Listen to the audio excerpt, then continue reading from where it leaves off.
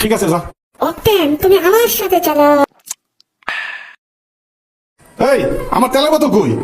এইখানে যেন কে বসা ছিল? ও তো নিত্যরঞ্জন সরকার। নিত্যরঞ্জন সরকার। ওই মনে হয় নিছে। এই নে তোর কাপটা রাখ। আর বিল কত হয়েছে? বিল রাত্রে নিস। এই এই দাঁড়া দাঁড়া দাঁড়া। আজকা তোরে খাইছি। ওই আমার তেলের বোতল কই? তুই আমার তেলের বোতল নেস নাই? না ভাই আমি তো তেলের বোতল এই নেই। আমার তেল গেল কই? আমি জানি না ভাই। জানোস না? তোর নাম জানো কি? নিত্যরঞ্জন সরকার। নিত্যরঞ্জন সরকার মানে সবসময় ফুর্তিতে থাকা সরকার। দাঁড়া তোরে ফুর্তিতে থাকাইতাছি আমি। রঞ্জন করবি তোরে নিত্যরঞ্জন করাইতাছি, তুই দাঁড়া। সরকার কোন দিকে গেল? এই যে পাইছি। যাবি কই?